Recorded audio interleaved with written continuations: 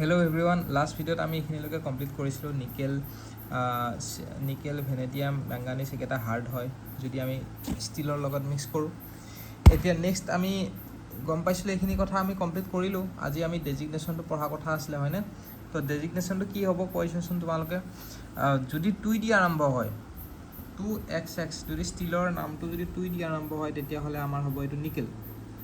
3 দি আৰম্ভ হ'লে nickel chromium, 4 দি আৰম্ভ হ'লে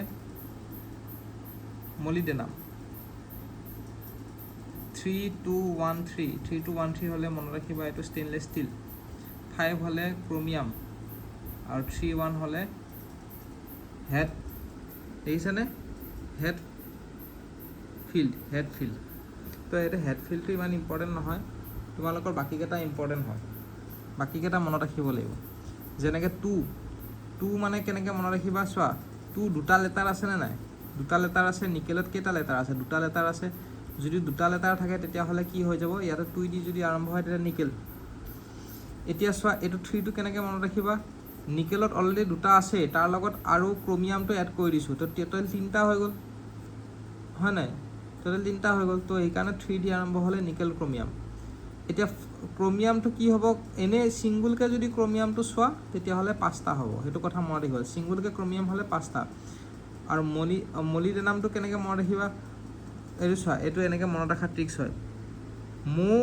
মলিডেনাম হেজ 4 ছাৰাউণ্ডিং, মানে এটা মলিডেনাম এটমৰ চাৰিওফালে মানে 4টা ছাৰাউণ্ডিং আছে। তো মানে 4 হ'ব, মলিডেনামত 4 হ'ব। আৰু ষ্টেইনলেছ ষ্টিলটো এক্সট্ৰাকৈ কেতিয়াবা সোধে, ষ্টেইনলেছ ষ্টিলটো কি হ'ব তোমালোকৰ, 3 দি আৰম্ভ হ'ব। এনেইতো 3টো আমাৰ আৰম্ভ হয় নিকেল ক্ৰমিয়াম দি, কিন্তু এইটো 3213টো আমাৰ হ'ব ষ্টেইনলেছ ষ্টিল, সেইটো হ'ব ডেজিগনেশ্যন ষ্টিল। এতিয়া ষ্টেইনলেছ ষ্টিলৰ ওপৰত আমি ভালকৈ পঢ়িম। ষ্টেইনলেছ ষ্টিলটো কি হয়, ষ্টেইনলেছ ষ্টিলটোৰ এইকেইটা হ'ব তোমালোকৰ টাইপছ ষ্টেইনলেছ ষ্টিলৰ। এটা হ'ল এটা হ'ল তোমাৰ মাৰ্টেনচাইট ষ্টেইনলেছ ষ্টিল, এটা হ'ল ফেৰাইট ষ্টেইনলেছ ষ্টিল, আৰু এটা হ'ব অষ্টেনাইটিক ষ্টেইনলেছ ষ্টিল। অষ্টেনাইটিক ষ্টেইনলেছ ষ্টিলক কয় 18, এইটো কি বুলি কয় অষ্টেনাইটিক ষ্টেইনলেছ ষ্টিল, 18,8 ষ্টিল বুলি কোৱা হয়। কিয় 18,8 ষ্টিল বুলি কিয় কোৱা হৈ যায় অষ্টেনাইটিকত? কাৰণ তোমাৰ অষ্টেনাইটিক ষ্টেইনলেছ ষ্টিলটোক 18% ক্ৰমিয়াম থাকিব আৰু 8% নিকেল থাকিব, সেইকাৰণে এইটো কি বুলি কয় অষ্টেনাইটিক ষ্টেইনলেছ ষ্টিল। আৰু এটা চবতকৈ ইম্পৰ্টেণ্ট, অষ্টেনাইটটো কি নন মেগনেটিক হয়, এইটো আমি আগৰ হেৰিটো পঢ়িছিলোঁ। তো এইটো নন মেগনেটিক হ'ব, আৰু এইটো হ'ব 18টো হ'ব তোমালোকৰ ক্ৰমিয়াম, আৰু 8টো হ'ব নিকেল। এইটো বহুত আহে অষ্টেনাইটিক ষ্টেইনলেছ ষ্টিল। ফেৰাইট ষ্টেইনলেছ ষ্টিলত কি থাকিব, ফেৰাইট ষ্টেইনলেছ ষ্টিলত ক্ৰমিয়াম আৰু কাৰ্বন থাকিব, নিকেলটো নাথাকে। আৰু মাৰ্টেনচাইটতো তোমাৰ ক্ৰমিয়াম আৰু হেৰি লাগিবই, কাৰ্বনটো লাগিবই। খালি মাৰ্টেনচাইটত তোমাৰ কাৰ্বনটো অলপ বেছি থাকে, মাৰ্টেনচাইটত ক্ৰমিয়ামটো অলপ কম থাকিব, 12/14। আৰু ফেৰাইটত ক্ৰমিয়ামটো বেছি থাকিব, কাৰ্বনটো অকণমান কম থাকিব। ইয়াতে 0.12 পৰা 0.35, ইয়াতে অকল 0.12 আছে, সেইটো মনত ৰাখি ল'ল। আৰু মনত ৰাখিবা মাৰ্টেনটো হ'ব মেগনেটিক। এতিয়া এম মিলি গৈছে নাই, মাৰ্টেনচাইটিক ষ্টেইনলেছ ষ্টিলটো মেগনেটিক হ'ব, এম মিলি গৈছে। অষ্টেনাইটিকটো খালি নন মেগনেটিক, সেইটো মনত ৰাখিবা। এতিয়া চোৱা তোমালোকে কপাৰ এণ্ড ইটছ এলয়, কপাৰৰ কি এলয় থাকিব পাৰে হা। এতিয়া আমি পঢ়িম একচুৱেলি নন ফেৰাইট মেটেল পঢ়িম। নন ফেৰাইট মেটেলত থাকিব aluminium alloy, nickel alloy, copper alloy. প্ৰথম আমি কপাৰ এলয়টো চাওঁ। কপাৰ এলয়ত কি থাকে, ব্ৰাছ, ব্ৰঞ্জ, গান মেটেল, এই 3টা বস্তু মেইনলি থাকে। তো আমি এতিয়া বস্তু চাওঁ কপাৰ এণ্ড ইটছ এলয়। আমি ফেৰাইট হৈ গ'ল, ফেৰাইট মানে য'ত আমাৰ কি থাকে, য'ত আমাৰ আইৰণ থাকে, ফেৰাইটটো হৈ গ'ল। এতিয়া নন ফেৰাইটটো চাম, নন ফেৰাইটৰ কপাৰৰ এলয় চাম। কপাৰৰ এলয় প্ৰথম ব্ৰাছ, গান মেটেল, আমি গোটেইখিনি নাচাম, ইম্পৰ্টেণ্ট যোনখিনি সোধে সেইখিনিয়ে চাম। ব্ৰাছ চাম, গান মেটেল চাম, বুজিলা, ব্ৰঞ্জ চাম, আৰু কি চাম, কপাৰৰ এই গোটেইখিনি এলয় হয়। আৰু কি চাম,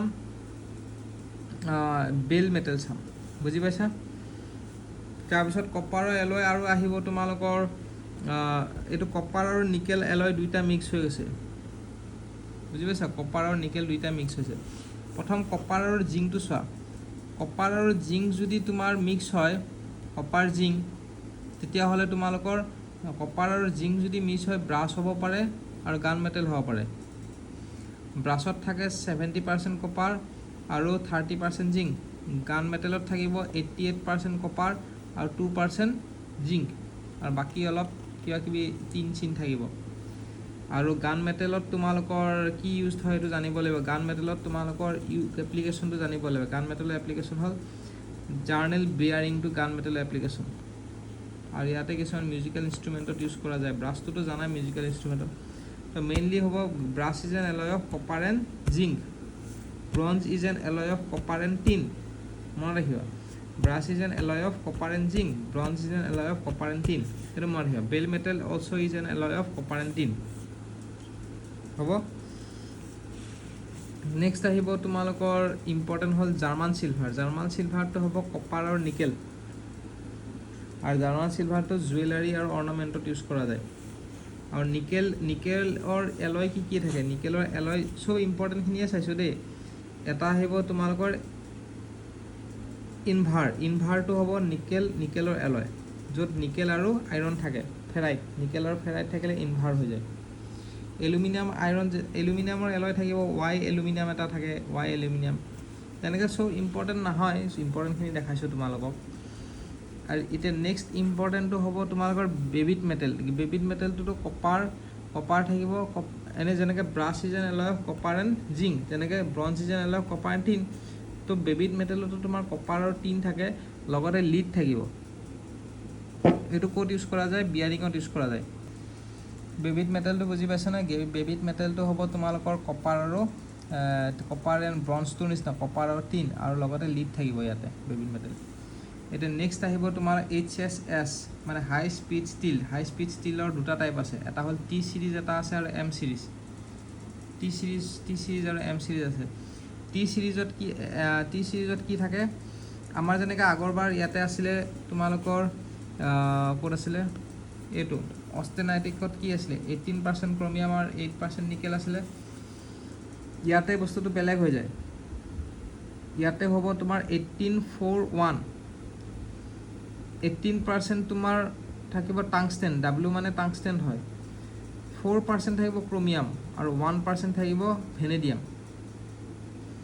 আৰু এম চিৰিজতো তেনেকুৱাই থাকে। এম চিৰিজত ক্ৰমিয়াম, ভেনেডিয়াম আৰু টাংষ্টেন থাকে, কিন্তু হেৰিবোৰ বেলেগ বেলেগ। এম চিৰিজত কম্বিনেশ্যনবোৰ, পাৰ্চেণ্টেজবোৰ বেলেগ, আৰু লগতে মলিডেনামো থাকে। এম চিৰিজটো কিয়? এম চিৰিজটো মনত কেনেকৈ ৰাখিবা? এম চিৰিজত মলিডেনাম আছে বুলি কেনেকৈ মনত ৰাখিবা? কাৰণ এম ষ্টেণ্ডছ ফৰ মলিডেনাম, তেনেকৈ মনত ৰাখিবা। এম ষ্টেণ্ডছ ফৰ মলিডেনাম, কিন্তু সেইটো কাৰণে এম বুলি নাই কোৱা, কিন্তু ইয়াতে এনেই মনত ৰাখিবলৈ ট্ৰিক্স দি দিছোঁ। এম ষ্টেণ্ডছ ফৰ মলিডেনাম, তো আমি এনেকৈ মনত ৰাখিম। টি চিৰিজত আমাৰ মলিডেনাম নাথাকে। T stands for tungsten, M stands for molybdenum, তেনেকৈ মনত ৰাখিবা। ইয়াতে আমাৰ কি হ'ব? টাংষ্টেন, ক্ৰমিয়াম আৰু মলিডেনাম। টাংষ্টেন হ'ব চবতকৈ বেছি। টি ষ্টেণ্ডছ ফৰ টাংষ্টেন মানে কি? টাংষ্টেন চবতকৈ বেছি আছে, তেনেকৈ মনত ৰাখিবা। যে কি টাংষ্টেন 18% আছে, ক্ৰমিয়াম আছে 4% আৰু 1% আছে ভেনেডিয়াম। সেইটো মনত ৰাখিলে হ'ল।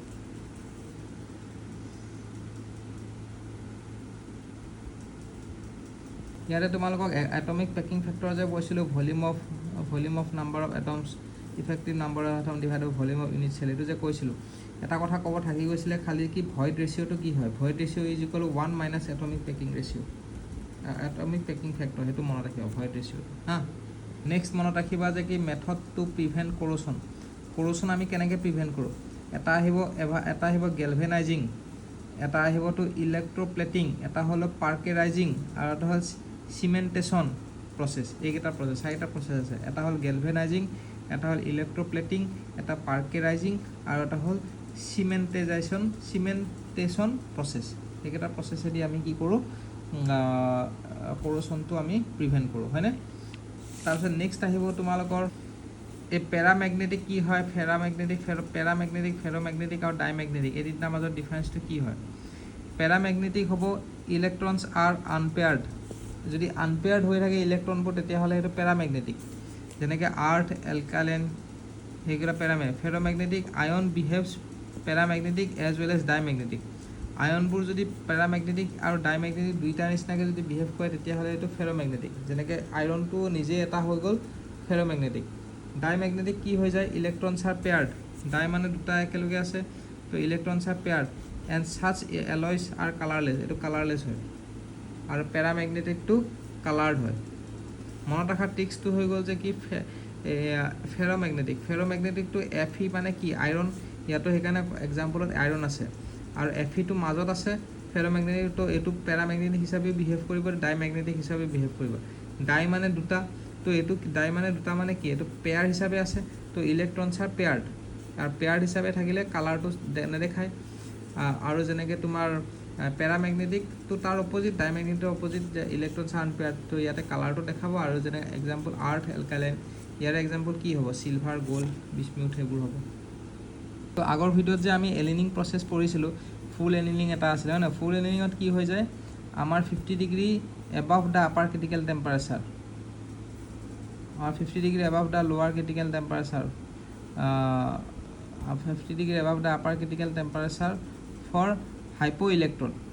hypoeutectoid steel আৰু 50 degree above the lower critical temperature for hypereutectoid steel এইটো ফুল এলিনিং প্ৰচেছ এলিনিঙত কি হ'ব বিলো দ্য লোৱাৰ ক্ৰিটিকেল টেম্পাৰেচাৰ আৰু স্পেৰিঅডাইজিঙত হ'ব ক্লোজ বিলো অৰ close above the lower critical temperature এইটো ডিফিউজন এলিনিংটোৰ এটা ৰেঞ্জ আছে 1100 পৰা 200 ডিগ্ৰী টেম্পাৰেচাৰ মানে এইটো টেম্পাৰেচাৰ ৰেঞ্জৰ কথা কৈছে য'ত ডিফিউজন এৰিয়াত 1100 পৰা 200 ডিগ্ৰী চেণ্টিগ্ৰেড টেম্পাৰেচাৰলৈকে হয় আমি নেক্সট আমি লাষ্ট ভিডিঅ'ত যে পঢ়িছিলোঁ আমি হাৰ্ডনেছ ইনক্ৰিজ কৰা প্ৰচেছবোৰ নাইট্ৰাইটিং চাইনাইডিং আৰু হেৰি আছিলে হয় নাই তো চাইনাইডিত আমাৰ কি নাইট্ৰাইটিঙত আমি কি ইউজ কৰোঁ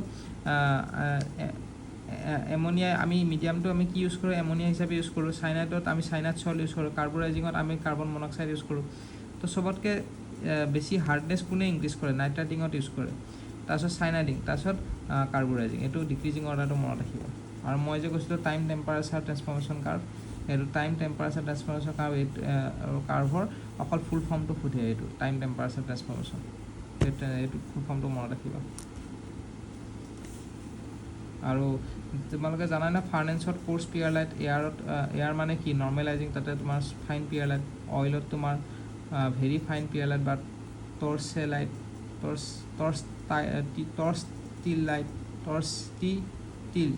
টৰ্চটি আৰু ৱাটাৰত হ'ব মাৰ্টেনচাইট তো এইখিনি আছিলে আমাৰ হেৰিটো কমপ্লিট হৈ গ'ল মেটেৰিয়েল চায়েন্স নেক্সট ভিডিঅ'ত আমি MCQ কুৱেশ্যন ছল্ভ কৰিম